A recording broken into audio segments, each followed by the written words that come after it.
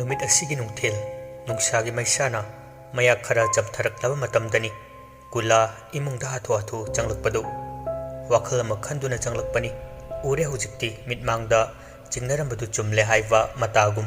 नोकफे तौदुना तपना सोले सोइदना चिंगनरंलनी अइसु हेक माइ थक्पा हाइबदुनी सोरमा अमुक्तंग सांगना होंदोकलगा हाइरप यंगलमी मिटमांगदा लैरिबा पोत्सक्तुदा पोत्सक अमनी अदुबु महाक थेंगलुद्रे पोत्सक अदुदा नोकफेट खक्तमक तौरमी नाकल अमदना मनी महाक अमंब का अदुदा थौ अमा तौनब सिली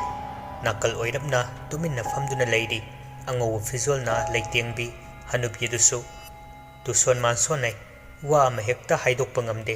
हाइनिंगबदी कयानी अदुबु फाजिली चिनबाल अदु हाइदोकपा ngamहंदबनी कैंडल मरीना माइकई मरीदा युंगली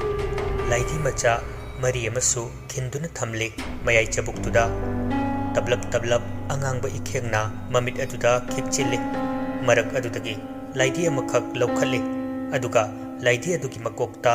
मचिन तुमलवा सनागी येतुमना थेंजिल्ली मरी मंगारक हाइरक्ते करिसु अदुबु नोकली चिंगलेमना उसितब मतौनी अखाव सक्तमनी मुन्न येंगब मनीगी मित्यंग अदु लाइधी मरी असिना कना ओइरिवा सोली तबलपना हनुबी अदुसु मनी ताहंदना सानरिबा लीला असी मतम कुइरक्ले पंक्रेदा ताइबंग मीसिंग खरसु वाखल मुन्ना खल्लबदी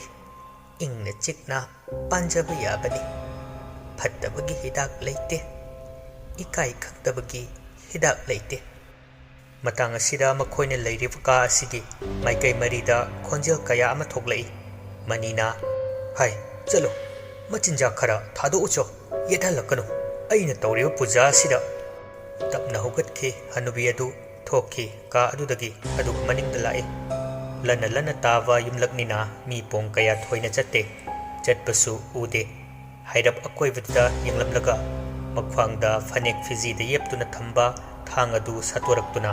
खुदांगदा खजिक लेले ममित हाइफेट सुई हनुबीसी चाइना फावनी मतौ असिना ताई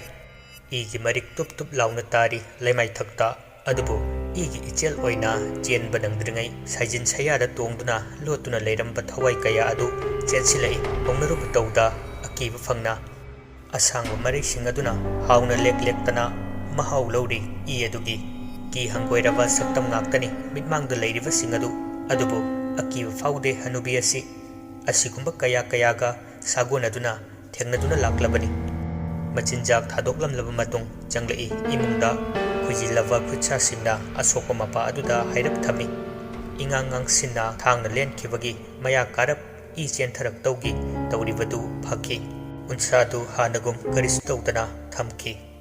अंगकपगी मतौनी ओइथोकपा यारिब्रा सिबु अदुबु ओइथोकतबा ओइथोकहल्ली अरुबसु लाइहल्ली अमुकना अराइबसु लुहल्ली अखंगबसु खंगहंदे पूजा तौब लोइरदुना मनी हाइरप हनुबी अदुदा ओनसिन हाइनिंग वा खरा हाइदोकनब होनै चही चामरम ओइसनु लिसिंगसु ओइसनु मनी अइना तौगे खनख्रबा थबक्ति लोइद्रि फावा खोंग हंदोकदब लैते इमिट मांगदा खुद असिदा पाइरुब मनी अमबु कमदौना इराइ लाइना मीगी मकुत्ता अमुक सिनगनी खुमदे हंदकसु पाउखुम पिरक्ते हनुबीसी अदुबु अखाबा मिनोक्ता मनीति नोकली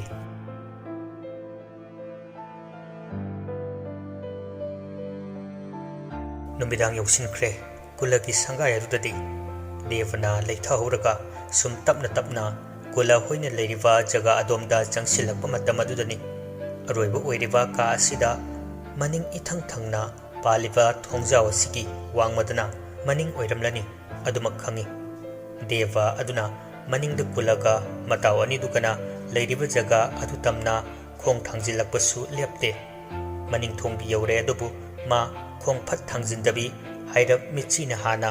मनिंग येंगनबा तुमिन होनै उरे मखुद मसा इना पुंचु चुखै करिनो अमा कक्तुना लैरिबा मखोल मवा थोखंदे तुमिन तौबनी हाइरप सु मताव अनि अदुद येंगी देवा ममित लंगथोखरे तोख्याउ चुंगी तुम ओनसिलगा तौब थबक ओइबना करी पोत्सकनो हाइबा अदुमदी माकसु खंगद्रे अदुबु फुरित लिट्रबा हक्चांग अदुदा चेंथरिबा हुमांगी इचेलदुना करिनो अमदी आक्लक्ले मदुदी कुलना तौरिबा थबक असि माई चंगना तौब नत्रे हाइबा देवना सुउरे ngksam waida adagi amumu matau anida yengthorakpada manaton laibakto humang kariba adu tawriba thabak aduna suni khangle kula magisi arotpu oina tawriba thabak ne haiba matau anina mangduda phamlaga leibana deva swarama sangna hondora ihana thangnaba mikupta kari oirakani khangde deva aduna mahak pakhale matau ani gi khanbada kari khongthang thangsige wakhalda munna khali लाइथोक लिमतिक लुसिन यंगबा मति लांग लिमतिक चिंग लेम्बा देवगी साजनी अदुना हानना पंगलै मरै रमलबसु हौजिक्ति महाक मागे वाखलदा थबक खुदिंग अमदि थवोंग खुदिंगदा कुपना यंगबा हौरक्लबनी कुलगी मयुम असिदा लैरिबा ngasiga thana numit nini suwata ngairibani adubu irang talanglग लैजबा Devaki साजतदी अहोंगबा लाक्लरे ngasai ama makhoi ahumna yengkiba apaba lairiktani चेना अमा ओइने यावबा देव माना चिनफा फाखिबा लमाइदुदनी लाइरोल अदुगी अकोइबदा लई ओइना अमुबना थारप चिंगबदु मदु चुमनगी लई नत्ते अदुमसु लाइरोल अमनी कुपना येंगबना खंगब ngambani मदुसु लाइरोल अमनी हाइबा अहानबदा ngakkhibani देवा अदुबु हाइनिंगबा अमगी मयाइना अदुमसु चिनफा फादोखि matang asida muk sonba hobi lairoldu akoibadagi drisya kaya thoklamba pumba mami samkhraduna hanagi matogum karisu tawdana laikibadu waroisin gumbani matang sigina lairol sin oigadoribani phaklong mitrangi khajik chathorei deva mapukningdadi haraujai adubu amuk supakhali tawgeda ngamba kulani aduna thangnaba mikupta kari tawrakpa khangdabana akiba phawbani थोंजाव अदुदगी खरा हंदोरई अदुगा लेमाई थक्ता वांथा सनखरे मरुप सिंगदु कन्नबगिदमक देवदु पाखत्तब नत्ति देवा करी थोरकपा खंगब नत्रि माना हैसिंगले खंदुना तौरिब सिंगदु कुलना इराय लाइना खंगदनिंगाय वा लैते अदुबु मसाना खंगजजिखै ऐसु केमता हाइरोय हाइना जपयुंगना लेपख्रे देवा ngaihakki tungda kula hoi marup hoina sanabu waridu iphong phongna tarei adubu deva hugatabi wantha sanaraga अदुमक लेरक्ले कुलना मागी मसा पाइरगा थांगलकपा अदुदा मागी वाखल लौसिंग खरा हंथबै मनिंगी मसासु सोंथबगुम तौरई फमुंगदा थमलब मतुंग कुलगी मखुटना मराइबक वाइदा हेक नानथबगा देव मसा अदु लेंगम सांगम लक्त्रे इफा फाजिनबगुम वाखल लौसिंग थोरक्त्रे तौनरिब सिंग ngang saknariba singbudi iseng sengna tari adubu masa asi kanagumba amana namsilaga thambagum taurai kaino ingona taureise aibu aigi aroiba matamdu laklabra thangadaba khongthang asina kadongdana itawani sina kamdo hoba ima tung oirapna leithorai sana yaichan mamagi matauda falap yengi kaitore ima नौपाबु हलाबा हलक्ट्रिदा नुमिनिनी तफादा ngairi kaino hapta ani rom lerakani haidubu langbu pamchakraba ngaktani ningsing laire ima aingonda hauji paita kaurukli boiningine yamna su khanjilunudra nahan kai sum leminaraga ngarang nahandagi udabaduda yam khanjinbagi oirambasya khanjanana tawriba thabak aduda mayamu onsili diebagi mamasi adubu khoijangna tawbudi oidre karino khangdaba amana charang narga lerakle mathamoi nungda taplap machag yai fathoni oina mabuk ningda wakhal ani longda ningcherei he taibang sembiriba mapu icha singdo tekta kaidana lehenbiyo karisu khangjedaba angang na wangaktani soikilan kiba yaurbasu khoi kha lingkha thabiganu apokpi mamagi mayaina kulagi mayaidagi kankiba thokpana ngasaidagi inam namsilaga leiramba deva maha masadu khara yanglakle लेंब खोटपा ngamjadrabsu namdana wa khara hainaba honarakle ngasai makhoi humna phaktoktuna yengkiwa patak tawwa lairik adugi chena ama tentak tawna yawwa mana fakhiba lairol adu mataw ani dasu khanghaninglakle adumakna ingit oina lon fairi fairi haikibani mataw ani da ufet kafet amuk khaktangdi pangthoklami deva magi mamit ani du adubu thangnaba mikupta maikai marida amambana question khiwa mafam mada mahak phaudorakle mitmang de kari su ude mai kai khuting mami kurino kadai gano lerise themba kengba mana ngangba sinatna ꯀꯔꯤꯁꯨ ꯇꯥꯗꯦ ꯑꯗꯨꯕꯨ ꯑꯃꯝꯕ ꯃꯔꯛ ꯑꯗꯨꯗ ꯇꯞꯅ ꯄꯦꯅꯥ ꯂꯦꯟꯕꯒꯤ ꯈꯣꯟꯖꯦꯜ ꯑꯃ ꯇꯞꯂꯤ ꯇꯞꯂꯤ ꯇꯥꯔꯝꯕꯗꯒꯤ ꯈꯖꯤꯛ ꯈꯖꯤꯛ ꯀꯟꯈꯠꯂꯛꯇꯨꯅ ꯈꯨꯠ ꯑꯅꯤ ꯆꯪꯗꯨꯅ ꯃꯅꯥꯀꯣꯡꯗꯨ ꯃꯦꯟꯁꯤꯜꯂꯤ ꯑꯗꯨꯒ ꯐꯝꯊꯩ ꯈꯨ ꯂꯩꯕꯥꯛꯇ ꯊꯦꯡꯗꯨꯅ ꯉꯥꯏꯍꯥꯛ ꯁꯨꯝ ꯂꯩ ꯊꯪꯅꯕ ꯃꯤꯀꯨꯞꯇ ꯀꯔꯤꯁꯨ ꯇꯧꯗ ꯑꯃꯨꯛ ꯂꯩꯈꯤ ꯗꯦꯕ ꯑꯀꯣꯏꯕꯗ ꯀꯤꯔꯨꯛ ꯀꯤꯔꯨꯛ ꯌꯦꯡꯗꯨꯅ ꯐꯝꯂꯝꯕꯗꯒꯤ ꯇꯞꯅ ꯍꯧꯒꯠꯂꯛꯂꯦ ꯑꯗꯨꯒ ꯇꯞꯅ ꯈꯣꯡ ꯊꯥꯡꯕ ꯍꯧꯏ ꯎꯔꯛꯏ ꯃꯤꯠꯃꯥꯡꯗ ꯑꯔꯪꯕ ꯃꯉꯥꯜ ꯃꯆꯦꯠ ꯑꯃ ꯈꯣꯡꯀꯥꯞ ꯃꯁꯤꯡ ꯍꯦꯟꯒꯠꯂꯛꯇꯨꯅ ꯃꯥꯡ ꯊꯥꯅ ꯆꯪꯁꯤꯜꯂꯤ ꯈꯪꯍꯧꯗ ꯃꯤꯀꯨꯞꯇ ꯃꯩꯈꯨ ꯋꯪ ꯋꯪ ꯀꯥꯕ ꯑꯃꯨꯕ ꯐꯤ ꯃꯇꯠ ꯑꯃ ꯄꯥꯏꯁꯤꯜꯂꯛꯄꯅꯤ ꯏꯃꯥ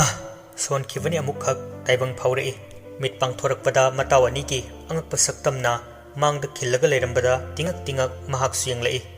ꯊꯦꯝꯕ ꯇꯞꯅ ꯑꯣꯏ ꯒ꯭ꯌꯥꯟ ꯈꯔ ꯂꯥꯛꯑꯕ ꯑꯩ ꯀꯅꯥꯅꯣ ꯈꯪꯕ ꯅꯠꯇ꯭ꯔꯣ ꯅ ꯈꯨꯐꯥꯛꯅ ꯑꯅꯤ ꯑꯍꯨꯝꯂꯛ ꯗꯦꯕꯒꯤ ꯃꯥꯏ ꯃꯃꯥꯡꯗ ꯍꯥꯏꯗꯨꯅ ꯍꯣꯏ ꯒ꯭ꯌꯥꯟ ꯇꯥꯔꯕꯣ ꯃꯈꯨꯠꯅ ꯐꯠ ꯀꯟꯊꯣꯔꯛꯏ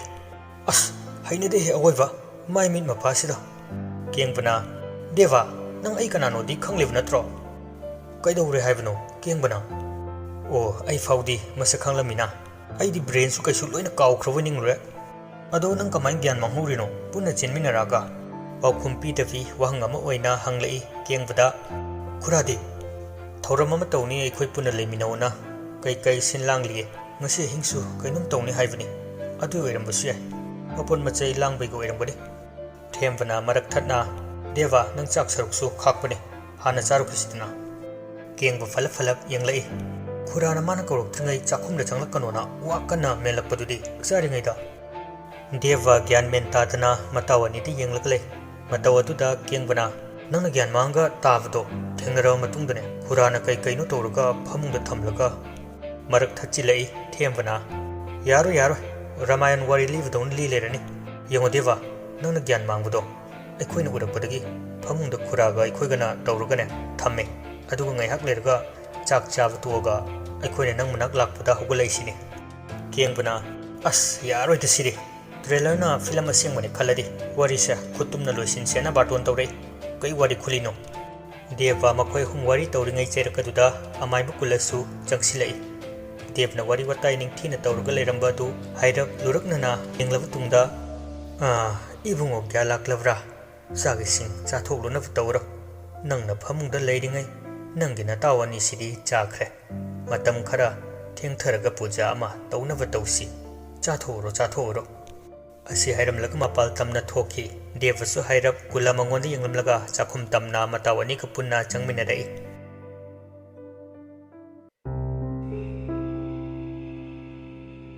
ꯁꯣꯝꯗꯅ ꯃꯅꯤ ꯆꯥꯛ ꯇꯣꯛꯂꯕ ꯃꯇꯨꯡꯗ ꯍꯛꯆꯤꯠ ꯂꯥꯡꯕ ꯑꯣꯏꯅ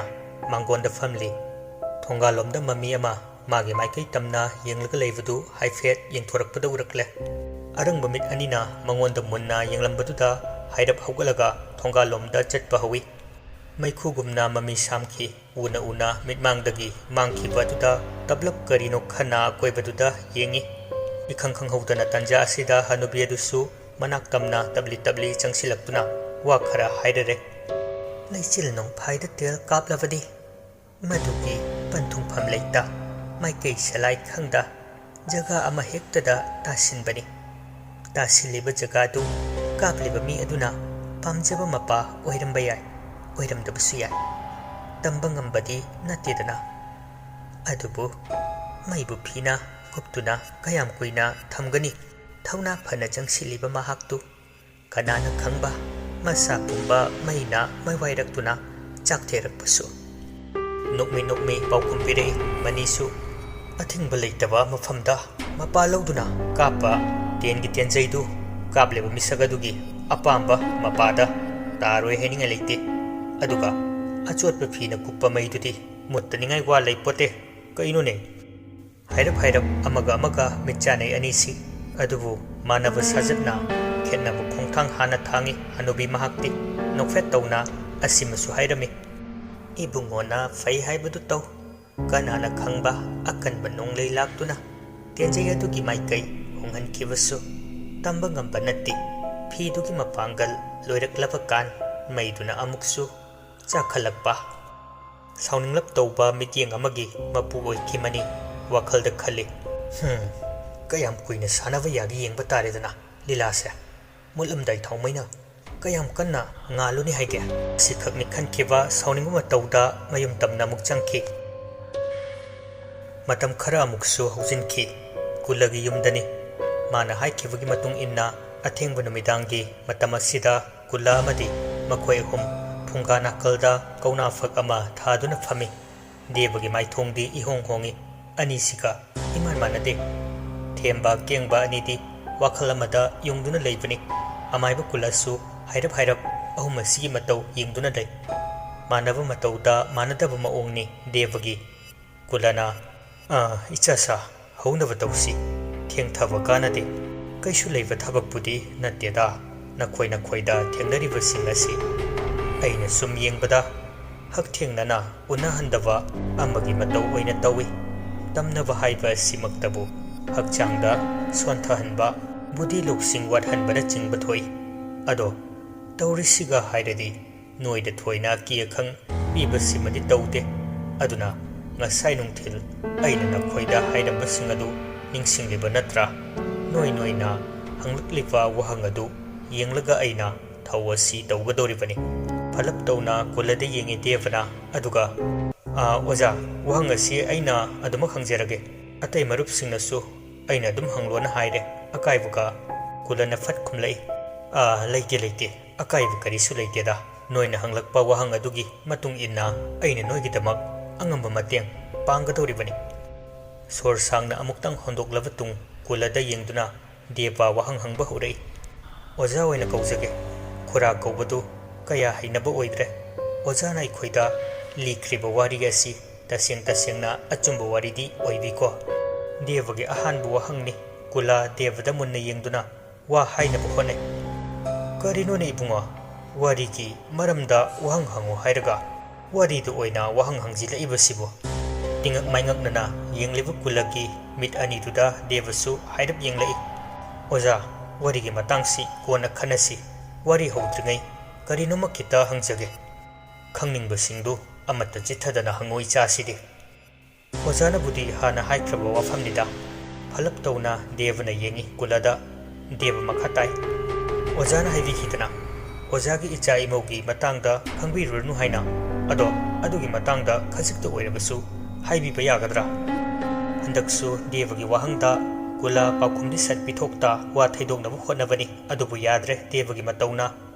ꯊꯦꯝꯕ ꯀꯦꯡꯕ ꯑꯅꯤꯁꯨ ꯃꯉꯥꯏ ꯉꯁꯥꯏꯗꯒꯤ ꯀꯨꯂꯒꯤ ꯃꯇꯧꯗꯨ ꯑꯗꯨꯃꯛ ꯌꯦꯡꯂꯒ ꯂꯩꯔꯤ ꯀꯨꯂꯅ ꯌꯨꯝꯒꯤ ꯏꯆꯥ ꯏꯁꯨ ꯑꯃꯠꯇ ꯂꯩꯈꯤꯗ꯭ꯔꯦ ꯂꯥꯏꯕꯛ ꯊꯤꯕ ꯍꯥꯏꯒꯗ꯭ꯔꯥ ꯏꯁꯨꯒꯤ ꯂꯥꯏꯔꯤꯛ ꯇꯝꯕ ꯆꯠꯅꯕ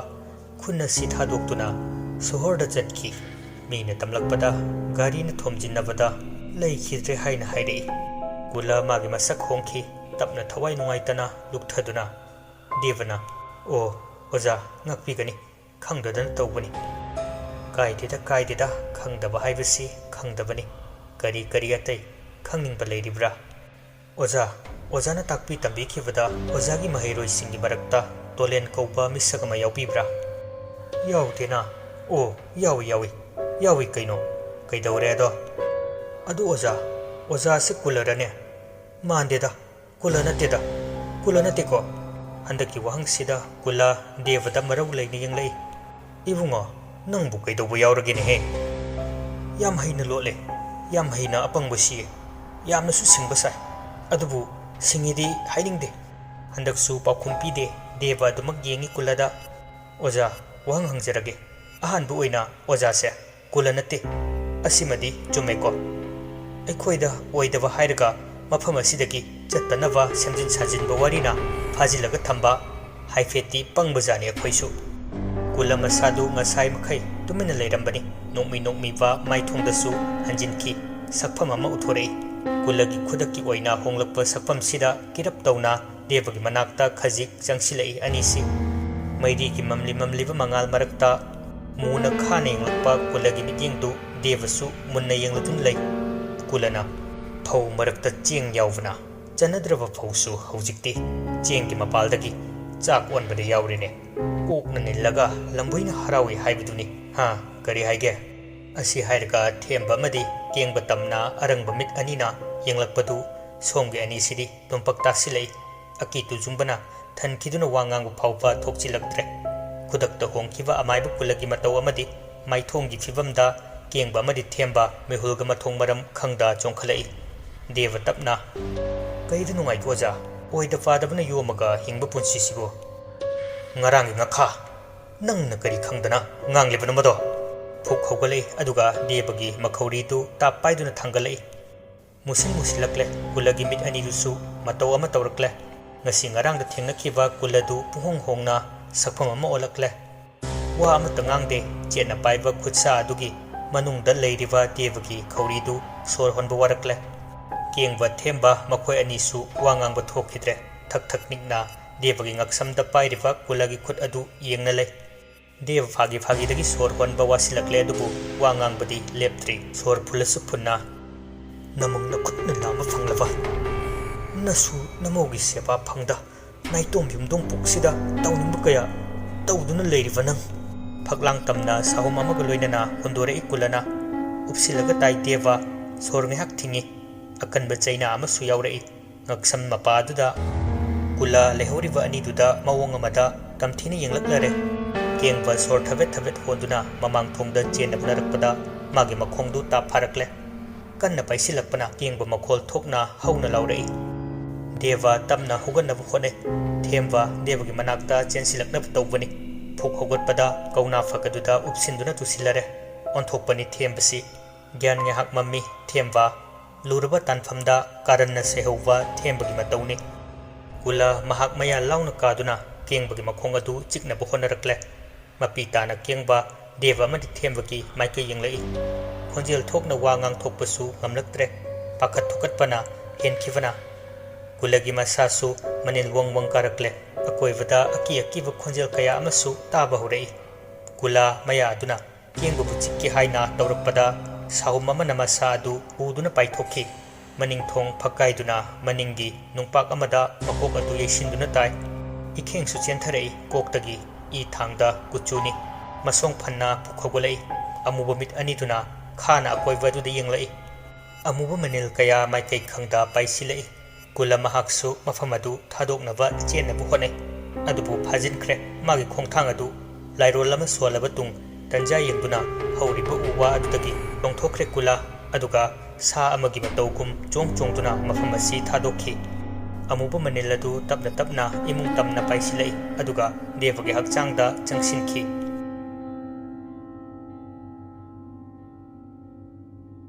nakal amadana phingau setpi hanubi adu lamyai ka aduda phamduna thorama mapangthok lambani mani sahuma manaina thong adu makhol thokna kokhairi hanubi adu phingphingna mani tamna yengduna wa haina bkhonai kari tawre ibunga nangi thoksilni haigano nangi khut thingzilisu taklakano potsakadu handaksu ikhut asidagi mangkhagadra kulana pumnamak paikragana kamdauba makok adu pulap paisinaduna makhada phamtharakle kholeibak thengna hanubi adusu mapalda hairap yenglakpada manil khara uwa phangi mangmaton aduda paisilakpa adu hojiki oina karisu haida hanubi du kairava thong adu amuk hanagum samjina hanki amadi phijang taret na khaljin kiduna tuminna manigi matau adu yenglaga leirei hanubi asi somdana amuk kamdauba marup ahumgi khongol mamida sinba thungna kupsilage tawramba amuba chanduwa adu paikhatkhre khongol mami adudagi aduga mafam khangda mangkhre paukhong amadi chalami mani kanano hanubi kanano guha karino phongbangam khidawribra ngayhaki tungda themba gyalai aduga akoivada yengpada urakle devana mitangda mamit ngauri ngauri panglaga ma tamna onsilaga khongrai tana famlag lerambadu ikhang khangna laugi haiduna machin kathorakpaga machin baldu jejet laksin mensilakpa adudagi makhauri charam anida chena khonjel thokpa yadna maongda laksilakpani devana sor khangthing thinglambadagi gyan mangna amuk leimaida bom turaba mikuptada deva masu tuthakhi leimaida mikupsida amuba mami adumasu devagi hakchangdagi paithora aga mangki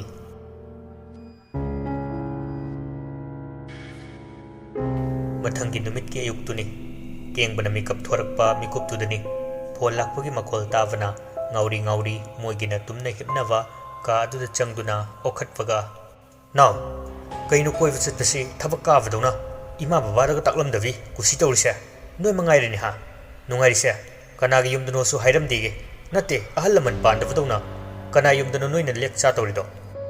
uiramba mitsu khangsing single mayambagi khonjel aduda tasengna gyan mangi ni habti adu makha tai devdi devakai le ma pahelo noi ni ngangna bu oiroi yumda hing phaugi manungda laknab to ado kanagi yumdano haivne noi leidido Simek soida aina lepi bimsina Gandhi hoidara du de tamo devadu maninga changki ma thoklaga tahulage asi hairamduna phone kakhi deva madi themba hogdukna balaknai asomdana phone thambaga yum tamna thorakpani gari du mayum yobaga imungda changsilakpa mikupta mama mapa anina leirambadu ufada imaga babagadi yam ingnaga leiri somdana chawarak taba khaiduna kai kai da chaliwa khangba natteva mamana ipuma nong phadok ima nong phadok ki wa natte ne 12 exam thav loirapadagi ngaw langdana matam kaya ma adembada manghalaga lavani ataina tai oikre devadu semba thokadaba inauni nasa tomba siga themba haiba amadugadi mangba huravani adubu aigi su inaw ma leiridana sida satke khotke haigadavani moi chalivadu kanagi dano su hangba yai haiwani namini khakta ngai ni ibungorangpa adu handaksu wa marak thatna bu honai yaifaba adubu ngasai madagi tumina taramba mapai bungona hai yare yare marai sangdaranu mama nangsu yare nasa siga khatna leranu tabra nipamacha nangna haibudusu achumba kaya ma yauri matang asida namana pa khoigisu asoi ma leire phare ai inthina fazana wari tawraga ngasi hayeng sida lakhana ba tawge nanau sing sida aduk ta thina sawu su to haidedana sawai wa ngak nate ba chatlasu ahalamanda inthijana asidani adudani harga chatpadu mafaidana mina su yam phatra matam asida aina chatluise maphoi galu tinaba khangneba mamanaba singi mayumdani noine ngonda paw masu ningthina hairamde boibu chalini harga hekta pangtha thadopase nasa ya janingde hayeng hangchit nate hayeng mak lakna vai ko nasa wayam ngangna sinbira anu ba machagi asaw matawasi phajilaga takna ka da changhan ki yaifaba adudagi mage loina fida onsinduna yare yare chagi sindo langoro nakal amadana deva madi themba hogdukpadu devadi kya lakle adubu thembadi hojiksu hipli devna kaino sina hojik pha ngaiko amai vudi khangde deva kande chanav tawsiumda ai sida kuina leithavuga ngamaro poche yumsilurage nang asi hodoga gyanam tula halamu lai ama yawi kengba ngasidi ngarang ahingi thaudoktuna maram oiraga wakhalda kiba kayama loinari hojiksu devna masanomduna thembadu hodokna honai anirak ahumlak nombadu machi lengde khanjana raka leiringai talakta sor asangwa ma hondoraktuna themba phokhawgalai kaidore thembadu gyan sengna laktri aduna sor phule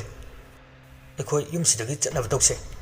haibga tawbuga ngarangi thodok singdu ningsinglei kirap tawna devda yenge aduga khara khajik handoktuna lep kengbadi karaida haibgum ingit tawrei poche hapchinba changkhrabani ekhoi su loisinaba tawsi ngaihakki tungda gari du thawdorakle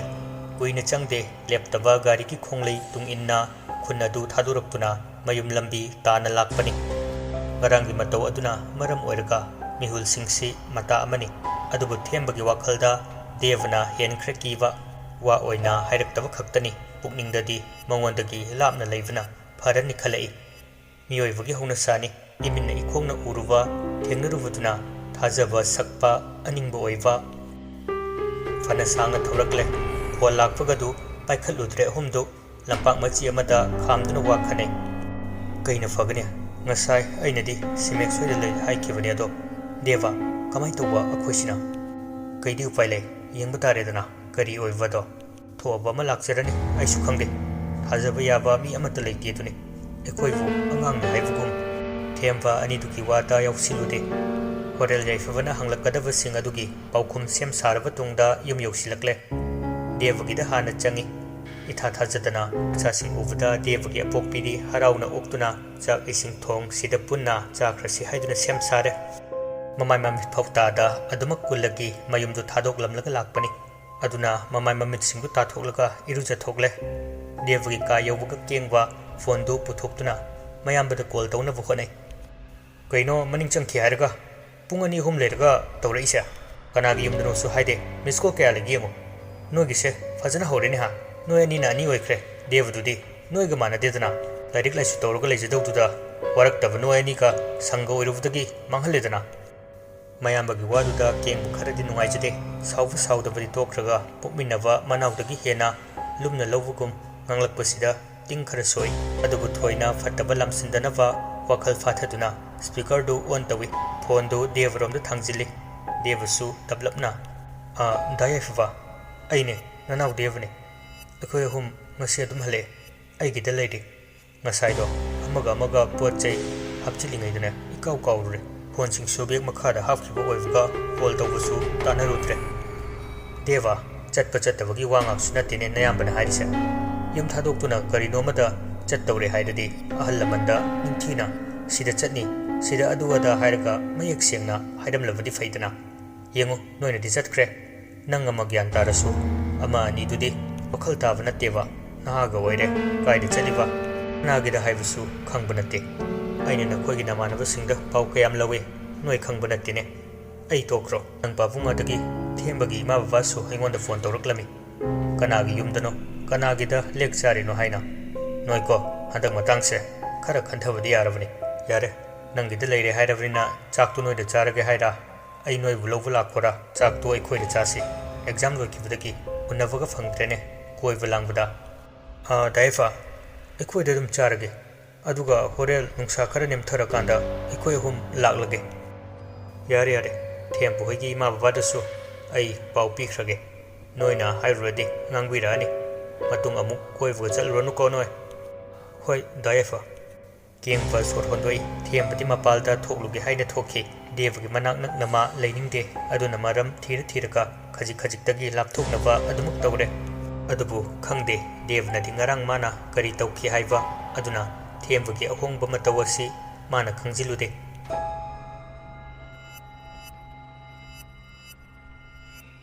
ꯈꯖꯤꯛꯇꯒꯤ ꯃꯇꯝꯁꯨ ꯆꯠꯈꯤ ꯆꯥꯛ ꯏꯁꯤꯡ ꯇꯣꯛꯂꯕ ꯃꯇꯨꯡ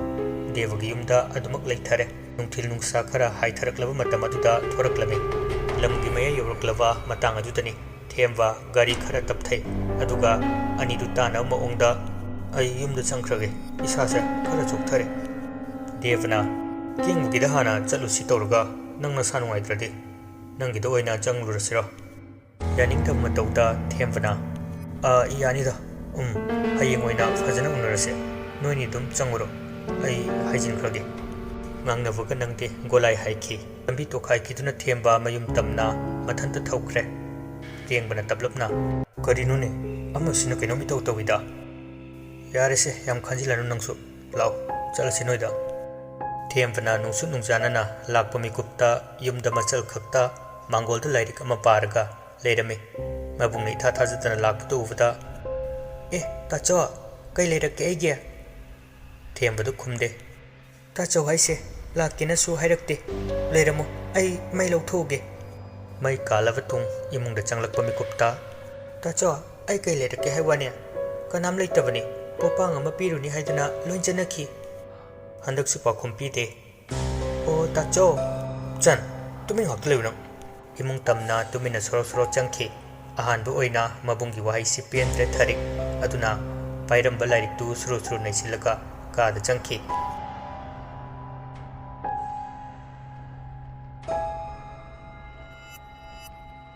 ꯅꯨꯃꯤꯗꯥꯡꯗꯨ ꯉꯁꯤ ꯊꯥꯕꯜꯂꯨꯗꯦ ꯅꯣꯡ ꯄꯨꯕ ꯑꯃꯨꯕ ꯂꯩꯆꯤꯜꯅ ꯈꯟꯖꯤꯜꯂꯤ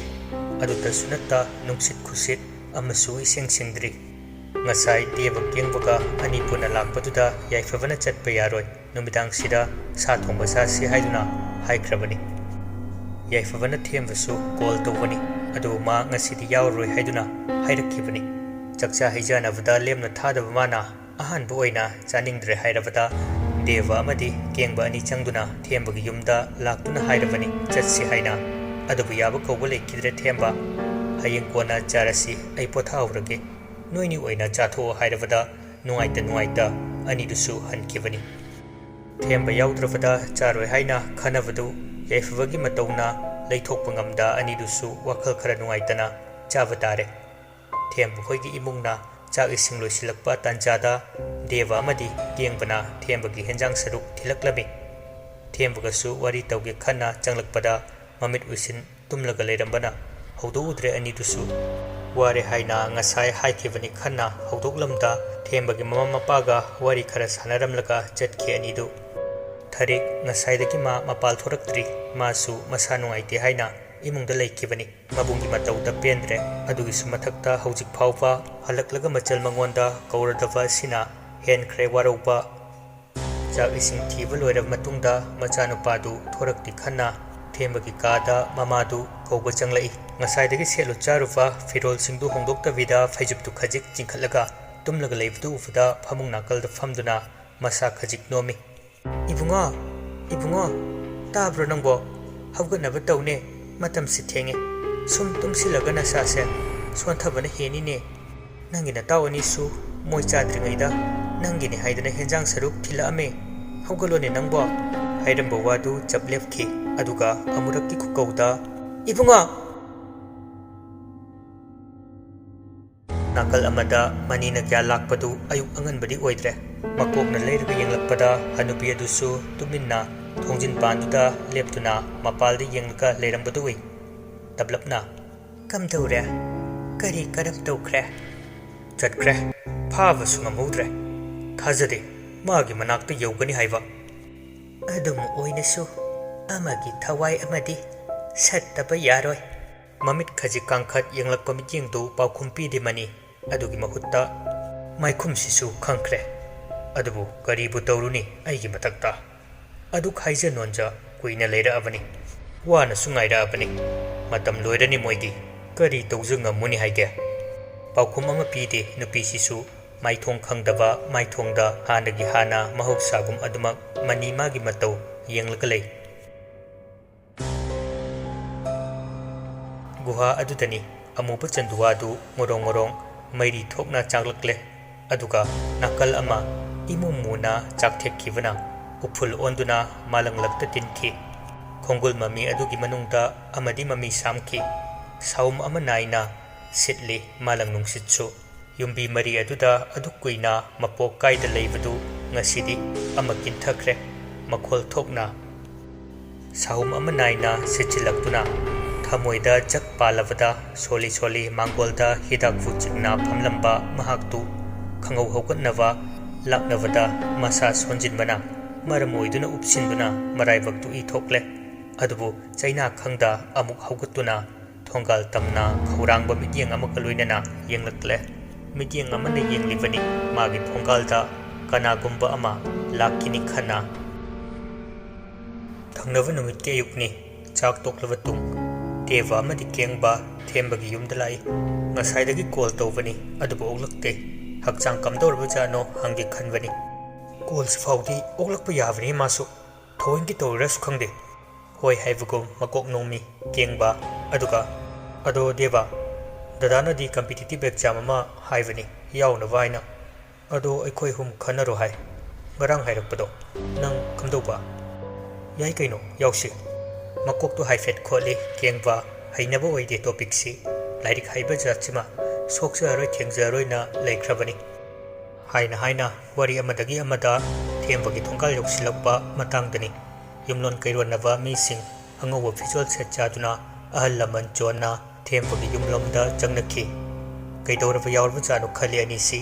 ꯒꯥꯔꯤꯗꯨ ꯃꯇꯥꯏ ꯑꯃꯗ ꯊꯩꯖꯤꯜꯂꯤ꯫ ꯊꯣꯡꯒꯥꯜ ꯇꯝꯅ ꯆꯪꯁꯤꯜꯂꯛꯂꯦ꯫ ꯂꯥꯞꯅ ꯂꯩꯔꯨꯕꯅ ꯇꯥꯔꯝꯗꯕꯅꯤ꯫ ꯈꯖꯤꯛ ꯈꯖꯤꯛ ꯅꯛꯁꯤꯜꯂꯛꯄ ꯃꯤꯀꯨꯞꯇꯗꯤ ꯇꯥꯔꯛꯂꯦ꯫ ꯍꯤꯛ ꯍꯤꯛ ꯆꯤꯡꯅ ꯀꯞꯄ ꯂꯥꯎꯕ꯫ ꯇꯤꯡꯉꯛ ꯇꯤꯡꯉꯛ ꯌꯦꯡꯅꯩ ꯑꯅꯤꯁꯤ꯫ ꯑꯗꯨꯒ ꯍꯥꯊꯨꯅ ꯑꯍꯜ ꯑꯃꯗ ꯍꯪꯅꯕ ꯍꯣꯠꯅꯩ ꯀꯔꯤ ꯇꯧꯕ ꯌꯥꯎꯏ ꯍꯥꯏꯗꯅ꯫ "ꯏꯕꯨꯡꯉꯣ, ꯅꯪꯒꯤ ꯅꯇꯥꯎꯗꯨ ꯂꯥꯏꯕꯛ ꯊꯤꯕ ꯍꯥꯏꯒꯗꯧꯔꯤꯕ꯭ꯔꯥ, ꯃꯇꯝꯅꯅꯤ ꯍꯥꯏꯒꯗ꯭ꯔꯥ? ꯑꯩꯈꯣꯏ ꯃꯌꯥꯝ ꯊꯥꯗꯣꯛꯂꯝꯂꯦ꯫ ꯀꯔꯤ ꯄꯦꯟꯗꯕ ꯂꯩꯕꯅꯣꯁꯨ ꯈꯪꯗꯦ, ꯀꯔꯝ ꯇꯧꯅꯅꯣꯁꯨ ꯍꯦꯛ ꯈꯪꯍꯧꯗ꯭ꯔꯦ꯫ ꯂꯩꯀꯥꯏ ꯃꯧꯅ ꯍꯥꯏꯕꯗꯗꯤ ꯆꯥꯛ ꯆꯥꯁꯤ ꯍꯧꯗꯣꯛꯄ ꯆꯪꯕꯗ ꯁꯣꯔ ꯍꯣꯜꯂꯝꯗꯕꯗꯒꯤ ꯀꯞꯅ ꯂꯥꯎꯅ ꯇꯧꯔꯛꯄꯗ ꯂꯩꯀꯥꯏ ꯃꯤꯈꯩꯅ ꯉꯔꯥꯡ ꯈꯨꯗꯛꯇ ꯃꯊꯧ ꯃꯉꯝ ꯂꯣꯏꯈ꯭ꯔꯦ꯫ ꯉꯁꯤ ꯑꯁꯤꯅ ꯑꯁꯤꯕ ꯍꯪꯕ ꯂꯥꯛꯅꯔꯤꯕꯁꯤꯅꯤ."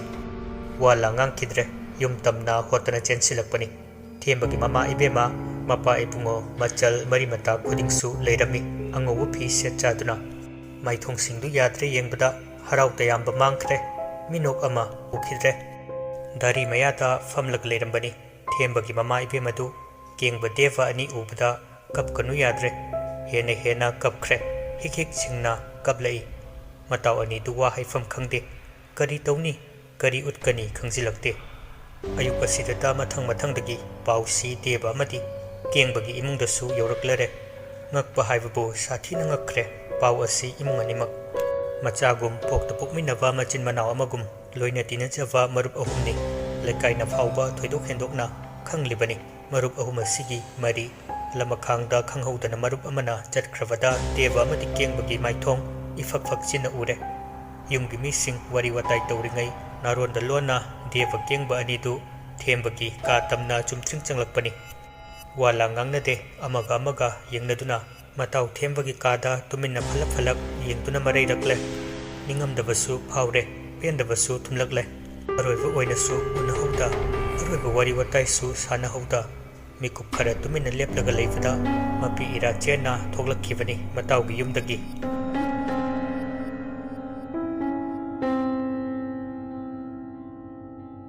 ꯍꯥꯏꯅ ꯃꯇꯝꯗꯤ ꯍꯧꯈ꯭ꯔꯦ ꯑꯃꯗꯒꯤ ꯈꯖꯤꯛ ꯇꯤꯜꯂꯝꯕ ꯃꯤꯁꯤꯡꯁꯨ ꯍꯟꯅꯈꯤ ꯂꯩꯀꯥꯏ ꯅꯍꯥ ꯑꯍꯜ ꯈꯔ ꯂꯥꯛꯂꯒ ꯇꯨꯝꯅ ꯍꯤꯞꯅꯕ ꯁꯦꯝ ꯁꯥꯔꯒ ꯂꯩꯈ꯭ꯔꯦ ꯆꯥꯛ ꯏꯁꯤꯡ ꯇꯣꯛꯑꯒ ꯀꯦꯡꯕ ꯊꯦꯝꯕ ꯇꯨꯃꯤꯟꯅ ꯐꯃꯨꯡ ꯀꯥꯈꯠꯇꯨꯅ ꯇꯨꯝꯕ ꯊꯦꯝꯂꯤ ꯉꯁꯥꯏ ꯑꯃꯗꯒꯤ ꯋꯥ ꯂꯥꯡ ꯉꯥꯡꯈꯤꯗ꯭ꯔꯕꯅꯤ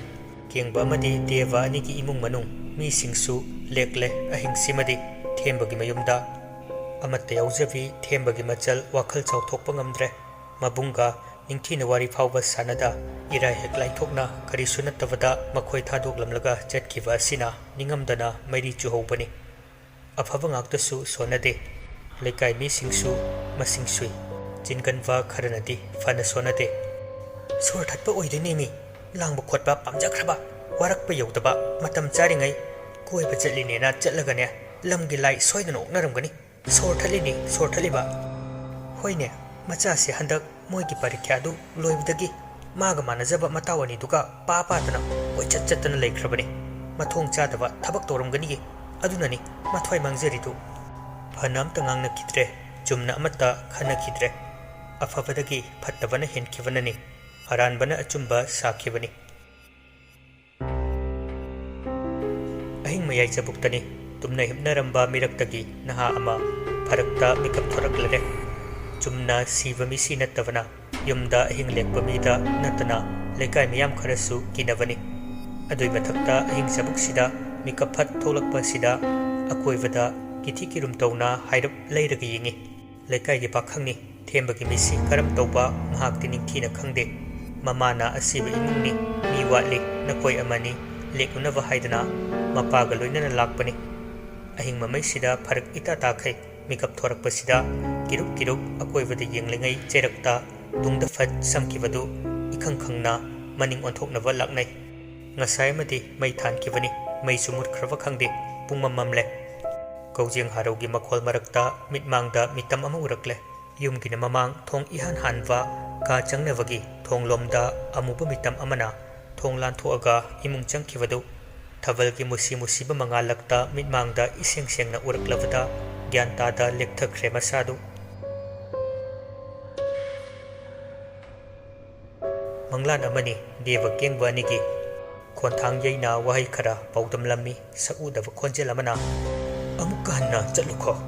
ꯑꯃꯨꯛꯀ ꯍꯟꯅ ꯊꯤꯔꯨꯈꯣ इखंग खंगहौदना मिटमांगदा थेंब थोरक्तुना लेपि देव केंगब अनिदु तरंग मालंग मरक असिदा कदाइदा लेरिबनो खंगदे देवा केंगबा अदुबु ग्यानदि लेरि थेंबगी मिसि थेंबा कइनो नंग देवा कुइने लेबसु यारो अखोइना चलुबा अमाइबदुगी युमदा अमुका हन चलु अदुबु हंदक्ति माइकई सोहेलोइसिको हयेंग चलो ताइको नोय ताइको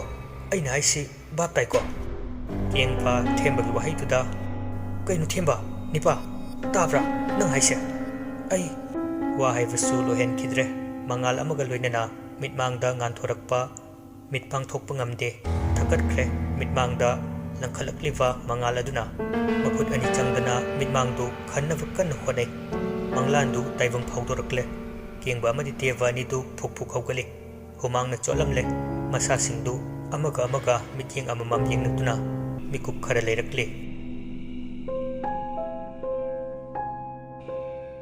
अयुकी येंदा अंगनबा नुमितना नोंपोक माइकई पांगलकपा चेक्ला सिंगिना सानाफम मालंग मागिना यकाइफम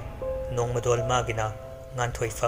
kana kana gi asa amaga loinana nomuge sintha pangthoknava yumgi kupnom walking chetpana chetpa sem sakre adubu imung kharadi awa maisa langduna phamungdagi yahunarappa kongaini ahingani sujinkre charam thaglam khangdana hokkiwa mari mata sagaina taisingna themchenbada ko uyadre macha kaina maichaktu macha anini adubu ama chatkre amasina mahut chinhaujasano ai karisu khaloi haiwe arakte pokchabi mamagi minungsi machada thamba nungsiwa lamakhangda mutpa yade takle thodok asina ngarang amadagi ahing lekliwa machagi marup anisi numidang chak ising inthi nungaina chakhide khangbana nganna breakfast oina sem sare aduga pije thokre mabungi atangwa machal thariktu ningamdavna yomladuna magi kadagi hendokhidre yengba nungaiwa faude aduna kagi thongdu tablapna thillaga chan tavra nangbo thongsi hangudana amta pakhom pirakte hanna kaudosu tharikna phaurum gadavadu khangbana kaurudre adui mahutta devagi manakta changlaktuna phame deva kamthongna kaini tori singsa tiengba ai su khangde adu ngarangi mangi thodokto thiembana hairamba sing nang ningsingliko hoine kaudene dubudi isu amuktaga hanna chalusi amuktaga hanna amaiba kulakanano thidoklusi wahi sidani kengbana pakhalap deva tamna yenglakpa iki kijaba matausinasu henna sonjan hanbani mama samak pangdabu oirasi kengba ekoide thokliva thodokasina maram oiraga thembagi punsisu mafam khangkidre mathangna kana ekoi khangbanate kari wari leiriba ekoi khangbanate aduna ekoi luching bibangamba misak mathirase kanano misak tubo kula kaino deva ekhoina nahan khai kulani hairibadu asengba kula nate kamdong nangna aisu khangde ado aigi wakhalna de mahak kula nate hairi madu oire de deva ima baba da hairga kaino phagadawa ma tanabra fani kengba aina hairise ta deva ima da hairage ai kire ai pangdaba haige su hairo miki thi oire su oirage sibang moi ai ki deva ai kire seng kire keng bai ngamoi ai hana gi mafamduda chaluba ngamaroi ai ngamaroi deba aina harise hanam ta ko kai dorogena aroi bu oirasi kai doroge amktanga hana chalukisi karambana chumbano karambana oidavano khangdolukisi deva breakfast kharaduna chakhau mensin mama pada marup kharagi nakta pau pibu oina chatluge haisilamni khamtrai tamna chumtring leptana thorakpadu lambida tancha amuksu chasili mabuk thallavatung khunlan sinduna moina lakpa lambida chumtring thaudarakle phagi dagi kengvati mihul sujilaktre ayuk oiduna su mangal phangjarabasu akiba phaurakpani thukatpa poklakpani lambi ahum phangkiba jaga adudani guha changfam khong lambi macha kulagina yum pangkiba lambi ani dumadi khangle atopa nakal amagi lambi si mangaire moi anina khangdava asida changlagana kari amuk tava lambida mi ani ahum adumak thengnai ngasidi tanja chavnada singma pulama namda kukthongna duna purakpa nupa ama moi tamna lakpa ubada gari gi khongjel khara tapthavani devana oi asinupa sida hangsiro mukta sengna kawkivadi natte kulagi yum changba lambi kawdringa sisu karamna bu kawruni kawpham leite adu moina su hangningli devnadi mukhak misaga sida awang tava lambi kulagi yumgi lambi du amaiba tolena taglakkiba kulagi yumgi lambi keng papa khumam pi ke tawbani adubu devna hangbana hankre kaka awang tava lambi haidi amaiba kulawai tava lambi sibu tumina chalamba nupadu mamit khujinkre adudagi marupani sida phalap khaktamak yenglakami mangakna illi taglakli lambi ama kulagi lambi oigadra taglakpa lambi du tamna deva madi kengba yengna walaknai mit khajik lauthorakle amaga yengna mikup khara lei kaka aikhoina hangbadi amaibu oibaduni hoine ibungo chumtring chango ꯊꯣꯡꯒꯥꯜ ꯎ ꯁꯨꯕꯗꯨ ꯑꯣꯏꯔꯝꯅꯤ ꯌꯨꯝꯖꯥꯎ ꯑꯣꯏꯅ ꯈꯔ ꯁꯣꯡꯅ ꯂꯩꯒꯨꯝ ꯇꯧꯕꯅꯤ ꯑꯗꯣ ꯃꯈꯥ ꯇꯥꯔꯛꯄ ꯉꯥꯏ ꯃꯔꯨꯞ ꯑꯅꯤꯗꯨ ꯑꯗꯨꯕꯨ ꯀꯔꯤꯁꯨ ꯍꯥꯏꯔꯛꯇ꯭ꯔꯦ ꯐꯂꯞꯇꯃꯛ ꯌꯦꯡꯂꯝ ꯑꯗꯨꯃꯛ ꯆꯠꯈ꯭ꯔꯦ ꯗꯦꯕ ꯂꯝꯕꯤꯁꯤꯕꯨ ꯌꯦꯡꯂꯁꯤ ꯑꯗꯨꯝ ꯌꯦꯡꯗꯅ ꯈꯪꯕ ꯍꯧꯅꯗꯦ ꯌꯦꯡꯊꯣꯛꯎꯕꯅ ꯐꯩ ꯍꯥꯏꯅ ꯊꯣꯡꯒꯥꯜ ꯑꯃꯗ ꯈꯥꯝꯃꯤ ꯀꯨꯝꯊꯩ ꯑꯅꯤꯗꯨ ꯑꯀꯣꯏꯕꯗ ꯌꯦꯡꯉꯤ ꯉꯥꯏꯍꯥꯛ ꯆꯪꯂꯒ ꯍꯪꯉꯨꯔꯁꯤꯔꯥ ꯀꯩ ꯍꯥꯏꯒꯦ ꯌꯥꯏ ꯍꯪꯉꯨꯔꯁꯤ ꯊꯥꯖꯕꯗꯤ ꯄꯣꯛꯇꯦ ꯑꯗꯨꯕꯨ ꯑꯃꯨꯛꯇꯒ ꯆꯪꯂꯒ ꯌꯦꯡꯅꯤꯡꯂꯨꯏ ꯍꯪꯅꯤꯡꯂꯨꯏ ꯃꯅꯨꯡꯗꯅ ꯀꯔꯝꯕ ꯑꯃꯥꯏꯕ ꯀꯨꯜꯂ ꯑꯃꯨꯛ ꯂꯩꯔꯝꯕ ꯁꯨꯃꯥꯡ ꯌꯧꯁꯤꯜꯂꯛꯄ ꯑꯗꯨꯋꯥꯏꯗ ꯃꯥꯡꯒꯣꯜꯗ ꯊꯣꯔꯛꯄ ꯅꯨꯄꯥꯗꯨ ꯎꯕꯗ ꯇꯨꯃꯤꯟꯅ ꯑꯃꯒ ꯑꯃꯨꯛꯀ ꯌꯦꯡ ꯏꯅ ꯂꯩ ꯑꯍꯜ ꯑꯣꯏꯔꯕ ꯎꯟꯁꯥ ꯑꯉꯧꯕ ꯁꯝꯂꯥꯡꯗꯨ ꯁꯝꯕꯨꯜ ꯁꯦꯝꯂꯒ ꯄꯨꯟꯈꯠꯂꯤ ꯃꯁꯥ ꯅꯥꯟꯅ ꯎꯏ ꯂꯥꯏꯕꯛ ꯃꯄꯥ ꯑꯗꯨꯋꯥꯏꯗ ꯁꯣꯛꯈꯤꯕꯒꯤ ꯃꯔꯝ ꯇꯥꯔꯤ ꯗꯦꯕ ꯇꯝꯅ ꯌꯦꯡꯂꯛꯂꯒ ꯈꯣꯟ ꯈꯔ ꯁꯤꯔꯞ ꯍꯥꯏꯔꯛꯏ ꯏꯕꯨꯡꯉꯣ ꯀꯔꯤ ꯂꯩꯔꯦ ꯄꯨꯄꯨ ꯈꯨꯔꯥ ꯀꯧꯅꯤꯡꯕ ꯀꯧꯅꯦ ꯃꯤꯡꯒꯧꯒꯤꯗꯤ ꯑꯃ ꯍꯦꯛꯇ ꯌꯥꯏꯅꯦ ꯀꯨꯂꯥ ꯍꯥꯏꯁꯤꯕꯨ ꯃꯥꯅꯤ ꯏꯁꯥꯅꯤ ꯀꯔꯤ ꯇꯥꯟꯅꯁꯤ ꯍꯥꯏꯕꯒꯤ ꯏꯕꯨꯡꯉꯣ ꯀꯦꯡꯕꯗꯨ ꯗꯦꯕꯒꯤ ꯃꯅꯥꯀꯣꯡ ꯃꯌꯥꯗ ꯇꯞꯂꯞ ꯆꯪꯁꯤꯜꯂꯤ ꯁꯤꯒꯤꯁꯤꯅ ꯀꯨꯂꯥ ꯑꯣꯏꯔꯗꯤ ꯑꯥꯒꯤ ꯀꯨꯂꯥꯗꯨꯅ ꯑꯃꯨꯛ ꯀꯅꯥ ꯉꯥꯏꯈꯣꯏ ꯈꯨꯔꯥ ꯑꯩꯈꯣꯏꯁꯦ ꯀꯩ ꯍꯥꯏꯅ ꯍꯥꯏꯗꯣꯏꯅꯣ ꯈꯪꯗ꯭ꯔꯦ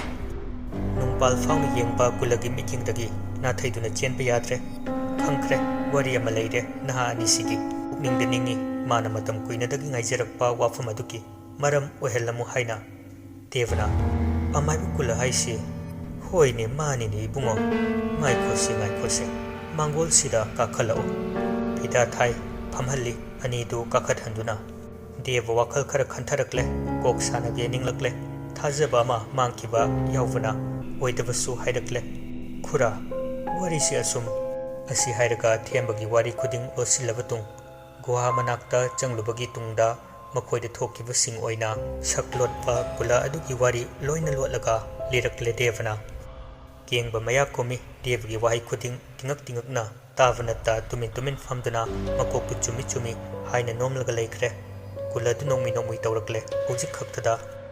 ꯅꯈꯣꯏꯒꯤ ꯋꯥꯍꯩ ꯈꯔꯅ ꯅꯣꯏꯅ ꯍꯥꯏꯅꯤꯡꯂꯤꯕ ꯇꯥꯞ ꯐꯥꯔꯦꯗꯣ ꯑꯩꯅꯗꯤ ꯗꯨꯛ ꯍꯩꯁꯤꯡꯕ ꯋꯥꯍꯩꯅ ꯃꯄꯨꯝ ꯑꯣꯏꯗꯨꯅ ꯆꯠꯂꯤꯕ ꯏꯕꯨꯡꯉꯣ ꯅꯪ ꯈꯨꯔꯥꯅ ꯊꯥꯒꯠꯂꯤ ꯂꯧꯁꯤꯡ ꯆꯥꯎꯕ ꯅꯪ ꯑꯃ ꯌꯥꯎꯔꯝꯕꯅ ꯅꯇꯥꯎ ꯑꯃ ꯆꯠꯈ꯭ꯔꯁꯨ ꯂꯦꯝꯍꯧꯔꯤꯕ ꯅꯇꯥꯎꯒꯤ ꯄꯨꯟꯁꯤꯗꯤ ꯅꯪꯅ ꯀꯟꯕ ꯉꯝꯂꯅꯤꯗꯣ ꯉꯛꯈ꯭ꯔꯦ ꯗꯦꯕ ꯉꯛꯂꯦ ꯀꯦꯡꯕ ꯀꯨꯂ ꯃꯈꯥ ꯇꯥꯏ ꯅꯈꯣꯏꯗ ꯊꯣꯛꯂꯤꯕ ꯆꯃꯝꯅꯕ ꯑꯩ ꯃꯌꯦꯛ ꯇꯞꯅ ꯁꯦꯡꯕꯤꯔꯛꯑꯒꯦ ꯏꯁꯨꯁꯥ ꯄꯨꯟꯁꯤ ꯂꯝꯕꯤ ꯁꯥꯡꯉꯤꯗꯣ ꯄꯤꯛꯈ꯭ꯔꯕ ꯒ꯭ꯔꯍ ꯑꯁꯤꯗ ꯊꯋꯥꯏ ꯄꯥꯟꯕ ꯖꯤꯕ ꯀꯌꯥ ꯑꯃ ꯂꯩꯔꯤꯕꯅꯤ ꯃꯥꯂꯦꯝ ꯇꯥꯏꯕꯪꯄꯥꯜ ꯄꯤꯛꯏꯗꯣ ꯃꯁꯤꯒꯤ ꯃꯅꯨꯡꯗ ꯑꯩꯈꯣꯏꯅ ꯅꯣꯡꯃꯒꯤ ꯁꯤꯂꯝ ꯁꯤꯟꯊꯥ ꯄꯥꯡꯊꯣꯛꯇꯨꯅ ꯂꯩꯔꯤꯕꯅꯤ ꯃꯨꯟꯅ ꯇꯥꯔꯛꯂꯦ ꯑꯅꯤꯗꯨ ꯃꯈꯥ ꯇꯥꯔꯛꯏ ꯀꯨꯂꯅ ꯌꯦꯡꯉꯨ ꯅꯣꯏꯅ ꯀꯨꯂꯅꯤ ꯍꯥꯏꯅ ꯊꯥꯖꯔꯤꯕ ꯃꯤꯁꯛꯇꯣ ꯃꯅꯤ ꯀꯧꯕꯅꯤ ꯑꯃꯥꯏꯕ ꯑꯃ ꯅꯠꯇꯦ ꯂꯥꯏꯇꯤꯟꯒꯤ ꯃꯔꯝꯗ ꯃꯍꯩ ꯑꯁꯨꯛꯀꯤ ꯃꯇꯤꯛ ꯍꯩꯈ꯭ꯔꯕ ꯃꯤꯁꯛꯅꯤ ꯑꯩꯒꯤ ꯃꯈꯥꯗ ꯃꯍꯩ ꯃꯁꯤꯡ ꯇꯝꯂꯛꯄ ꯑꯩꯒꯤ ꯏꯍꯩꯔꯣꯏ ꯀꯌꯥ ꯑꯃꯒꯤ ꯃꯅꯨꯡꯗ ꯃꯥꯅ ꯍꯩꯊꯣꯏ ꯁꯤꯡꯊꯣꯏꯕꯗ ꯃꯃꯤꯡ ꯆꯠꯂꯛꯄꯅꯤ ꯃꯇꯝꯒꯤ ꯑꯑꯣꯟꯕꯗ ꯃꯍꯥꯛꯀꯤ ꯋꯥꯈꯜꯁꯨ ꯐꯠꯇꯕꯗ ꯍꯦꯟꯅ ꯃꯥꯏ ꯆꯨꯡꯁꯤꯟꯈꯤꯕꯅ ꯑꯐꯕ ꯃꯆꯦꯠ ꯑꯃꯠꯇ ꯈꯟꯈꯤꯗ꯭ꯔꯕ ꯃꯥꯒꯤ ꯋꯥꯔꯤꯗ ꯉꯜꯂꯤꯉꯩꯒꯤ ꯃꯇꯝꯒꯤ ꯋꯥꯔꯤ ꯄꯨꯁꯤꯟꯗꯨꯅ ꯅꯣꯏꯗ ꯀꯣꯛ ꯉꯥꯎꯍꯜꯂꯤꯕꯅꯤ ꯑꯣꯏꯗꯕ ꯅꯝꯊꯥꯛ ꯀꯌꯥ ꯑꯃ ꯂꯥꯂꯣꯡ ꯑꯣꯏꯅ ꯁꯤꯟꯗꯨꯅ ꯅꯣꯏꯒꯤ ꯃꯤꯠꯇ ꯎꯠ ꯆꯥꯏꯔꯤꯕꯅꯤ ꯁꯤ ꯄꯨꯝꯅꯃꯛ ꯄꯣꯠꯁꯛ ꯑꯃꯈꯛꯀꯤ ꯃꯅꯤ ꯃꯁꯛ ꯈꯪꯒꯦ ꯍꯥꯏꯔꯕꯗꯤ ꯃꯤꯁꯛ ꯑꯃꯁꯨ ꯈꯪꯗꯕ ꯌꯥꯔꯣꯏ ꯑꯗꯨꯒ ꯃꯤꯁꯛ ꯑꯗꯨ ꯈꯪꯕꯗꯅ ꯃꯅꯤꯅ ꯊꯤꯔꯤꯕ ꯄꯣꯠꯁꯛ ꯑꯗꯨꯒꯤ ꯃꯔꯝꯗꯁꯨ ꯑꯃꯨꯛ ꯅꯩꯅꯕ ꯆꯪꯏ ꯃꯗꯨꯒꯤ ꯄꯣꯠꯁꯛꯇꯨ ꯅꯩꯅꯔꯛꯄꯗꯅ ꯋꯥꯔꯤ ꯈꯔ ꯐꯥꯀꯠꯄ ꯇꯥꯏ ꯅꯣꯏꯕꯨ ꯃꯇꯝꯁꯦ ꯌꯥꯒꯗ꯭ꯔꯅꯦ ꯌꯨꯝꯗ ꯏꯃꯥ ꯕꯕꯥ ꯍꯣꯏꯅ ꯆꯩꯔꯣꯏꯗ꯭ꯔꯥ ꯂꯩꯇꯕ ꯑꯃꯁꯨ ꯌꯥꯎꯔꯤꯕꯅꯤꯅ ꯃꯀꯣꯛ ꯅꯣꯝꯃꯤ ꯗꯦꯕ ꯈꯧꯔꯥꯡꯕ ꯃꯤꯠꯌꯦꯡ ꯑꯃꯒ ꯂꯣꯏꯅꯅ ꯀꯨꯂ ꯇꯝꯅ ꯌꯦꯡꯕꯗ ꯃꯗꯨ ꯈꯪꯂꯦ ꯀꯨꯂꯅꯁꯨ ꯑꯗꯨꯅ ꯀꯦꯡꯕ ꯑꯃꯗꯤ ꯗꯦꯕ ꯇꯝꯅ ꯑꯣꯟꯁꯤꯜꯂꯛꯏ ꯊꯕꯛ ꯈꯔ ꯂꯩꯔꯦ ꯉꯁꯤ ꯅꯪ ꯈꯨꯔꯥꯁꯦ ꯑꯗꯨꯅ ꯅꯣꯡꯃ ꯅꯤꯡꯊꯤꯅ ꯂꯥꯛꯂꯣ ꯑꯗꯨꯒ ꯋꯥꯔꯤ ꯄꯨꯝꯅꯃꯛ ꯅꯪ ꯈꯨꯔꯥꯅ ꯂꯤꯔꯒꯦ ꯑꯗꯨꯒꯅꯦ ꯒꯨꯍꯥ ꯑꯗꯨ ꯑꯆꯝꯕ ꯅꯠꯇꯦ ꯅꯣꯏꯒꯤ ꯇꯨꯡꯗ ꯃꯃꯤ ꯑꯃꯗꯤ ꯑꯗꯨꯃꯛ इनरी अफत्तब नत्ते अफबसु नत्ते अदुबु नोयद खुदों थीबदी थोखलोइदा अमम अथेंबदा मई थागनो नबुकनिंग अनि लोंगनो कोनोय मखोय अनिना थेंबगी युम यौरकपदु याइफबा सकफम अमा लोइनदुना लेपलम्मी मांगोलदा फिबम खरा सोकचन खोन खरा चौरब कइनो नोय अनिन तौरसे नुमिदांगदा चाक चरा अमा याइफबमान कौबदा थेंब याउखिदबा कोइबा हलकपदसु वारी अमा फाउबा तहौदे अदुइस मथक्ता इंथि नुंगाइना सकमाय उनहौदा थंगनब नुमितकी अयुक्ता लैत्रे पाउ फंगलकपा निंगमदबा अमदि निंकोक मसादा फाउरी अहिंगदुमक्तदा असिबा हक्चांगी थौरमसु पांगथोखरे हाइबा पाउ ताब नत्तना याउबसु ngमखिद्रे थेंबगी ममा मपाना पाउ अमत्ता पिरक्तबा चानजब मरुप अनिदा अखोय मखोयगी इमुंगदसु करी पाउ पिरक्तबनो वरौरब थेंबगी ममा इबेमा मपा इबुंगोदा पाउ तमी पेंदा वहाई कयासु हाई याइफबा अदुबो हौख्रे मतमदु अमुक हन्ना हंगलकलगा चलुसि यादवनिना इफा फादोकना खंदोए याइफबा चाक इसिंग चारम थकलम खंगदा युमगी थबकसिंग चेन चेंदना मतेंग पांगबा तारे अहिंगदुमसु हौख्रे मथंगी नुमितके अयुक्ता मनाव अनि देवा मदि केंगबा मसक उद्री माना मयाम ब्रेकफास्ट साबदसु याहौद्रे वारी खरा तानानिंगबनी मखोय अनिका अहल लमन सिंगना मखोयगी वारीदा लैजख्रबसु याइफबा वारी वताई खरा मनाव अनिदुगा तौनिंगली चिंगनब पोकपनी महा कोइबा चलुनी हाइना कना अमतदा वारोल अमा फाउबा निंगथीना ताकलमदा चटख्रे अदुगा हंजिलकपा मिकुप्तना सीवनाब यावबसी याइफबा माना मखोय अहुमदा थौदोक खरा थोकलब्रा चिंगनबनी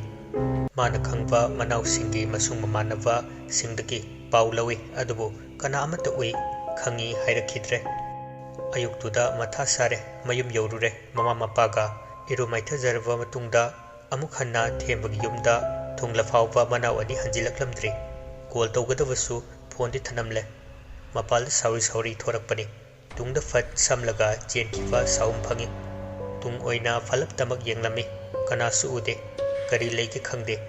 थोइना लूना खंजिंदे मपाल यौरकपदा गरी थौजिलकपा मखोल तारकले अदबो देवगी माइथोंग अहानबा उबदा तु चुंख्रे याइफबा मरम खंगदे कईगी तु चुंगबा अदबो असाउबदु ओइना हैथरकले खोन वौरपना कइनो नोयनी तौसे किरप तौना केंगबना दादा आई नोयना कुइज चतना लेरिसि कदाइदनो हाइबनी देव तपथै इंग खुमी दाइफा इखोइसु वाखलसे इंथौ यादरे हाइदना मपालदंग हाक थोकलबनी करी तौबा यावरगे वारी तौसिलो फमफम येंगलगा फमथै वाला ngang de anidu wari howrakle yaifbana chumna khumu ithak thakali kengba sakfam uthokte tiavadi magi wakhalda kari leiri kari fauri tahande maithongda yaifbana kari thokivle noi humda amaga yengnei anidu tabla paukumpire itiavna kedo fuyaruge daifa themba kari thokhayo kasu thokhidavra khali ekhoinadi mamit khujilai केंगबदा ओनसिले याइफबा ना करी थोखे कइसु थोखते तामो अनाबा म लेब नते मसा सोनबसु नते नखोइने खलकपगी मथंगी नुमितनी मसिदा करमना नोइदा थौदोक अमा हेक्ता थोखते खलुगे आइना दाइफा मियोबगी पुंसी अखोइने सेमनिंग मोंगदा same साफ याब नते लाइफक्ता थोकलो हाइने तमलम लबदा करमना लेरगा चटकने मतम यौवना चटखिबनी हेना हेना खंजिलगा pollen हेनगलकनबनी दाइफा तोगलसिदा थैदोकनबा हाइबा वाहैदा अचुंबा वाहै खरगी मतेंग लौख्रे हैना सिंगना थैदोखरे देवना वरौ पुकलौ थमदना थेमख्रे याइफबु याइफबसु वा मता हाइरमदे खुदांग मचिदु खरा ताखले हौगतुना थोखरे मफम असिदगी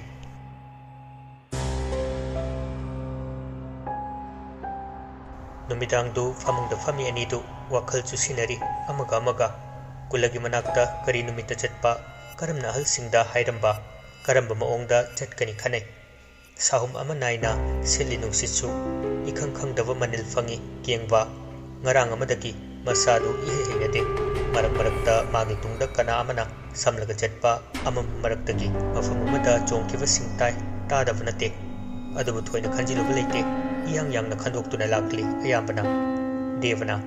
haying chaibra नत्रगा कई नुमित चटसिगे खंगदे आई केम खंगदे ngawrbu nangbo joitrang patrang ni lolise khangde hip khrekengba deva tingak soli tapna pirani nakal chepi deva su ngehak ki tungda tamna ahingdu yoksilakle minil kol fangdra ahingda tin kang kayana chaktari ngai narol da humlakpa sahumaduna kengba hippa yadre mikap fagle thoklakpada masanom bugum tawbudu uiri khon sengfatana hai kaino ne khunamna noiri dawi mitpana ni du mit singlakpada tuminna nungsina kanna sitpagi sahumdu mapaldagi tai akoifada yengna phalaknai karino khanna ude karisu tade karimata hojik ne hakki mamangda oikivadu gyan leidi saganani da faiduna nikpani tumba hodopani hojikna kana amata uge fangde nakalda deva isisina hipadu yenglami mapal thoningnak isingna aram khorang ba kokhan kiba mabu nungairaktre kumtharai famungdagi makol thokhanda mapal thorakle thavalna phingau phori ahingi chekla makusu uthakta tongduna kengbagi matau yengnaba honari ure chekla asidi kengbagi tungda inariba mamidu khangjabna tri masanadi nungai kadaba mapum ama yenglaga mapal thokningai cheirakta sagalda khut amana tapaire chak manapa pungphamdani thau ama pangthoke khalakpa khanbadi kuirabani ahumdu chatkhrabatung tumina lei amaibu kulagi saklon lawba misaktu leikai misingna khangdi uti kanana kulagi maithongda thabakaya chathariba mahaki masak kuina wana sagalaktuna lakpa pendana taksi sonjai haina singna siam sabani irai laina khutagi khowam chena paihodavana nanthokre matam kuirabgi tung guha adugi manak tamna lakle maha kula sabani padu amaibu kulagi maikhum uppani padu guha adugi manak lepi phat hek changsinde phat hek ta khongdu thangjinde adui mahutta tapna noki sole wana lenvada natana wana su sikhibani kona hakse bandi oheude do nangi amatta ngairaba misaktu apokpi namana fauba thajavida tati jaibi khibani nungaite do guha adudani ngangliba guha adudani noki usitaba mato ulliba safong lakte ngasidi guha asi ingna chikna lei ningkhairaba yumbi makhong adugi nak oina changsili tungda yeblakpa lang ahingbadu lawthui tapna kisili akaibu marak adudagi nungama lawduna kongrai chana phamkhre pukning ani longkhitre mamit jejet oisin puja tauke thorang lakle nipasi sahumama ikhang hauda humjilakpadu phana lapthokna tai phamlamba mafamdudagi achacha machin chiksili nakongda tapli sonthangna rakpa mami amagi mateng lauraga asing mamami saba kwakna wahong matu phana thetuna su wahong oiba ngamba nate kwakna kwak wahong na wahong nakhu selu kutum chejeta sili nungpak amada kanna thomi aduga achacha nang hausikso kokiat tu lauthokre prang launa sahum naina kalami buha aduda hanna muktang yenglami aduga chatki